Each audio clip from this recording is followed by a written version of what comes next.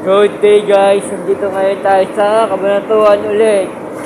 Sobrang haba ng pila, last trip po tayo, last trip yan. 88071, last trip po ngayon dito sa Pasay. Ang alis po natin is alas 10 ng gabi. Alas 10 ng gabi ang alis natin, last trip dito sa Pasay. Ngayon sasagutin natin isang katanungan ng ating mahal na pasahero. Ang katanungan ng ating mahal na pasahero is, pag sa Dao po ba may biyahe po bang dumadaan ng Malasiki, at ba yung mga biyahe na dumadaan sa Malasiki daw pag sa Dao? Yun ang katanungan ng ating mahal na pasahero mula Dao papuntang Malasiki.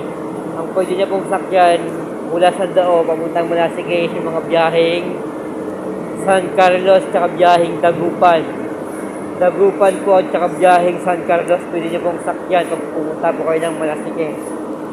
Sana nakatulong ang video na to. Pakicomment mo ba ang inyong katanungan para masagot ko rin sa susunod nating video. See you next time. Stay good, bye. Thank you. Good day guys.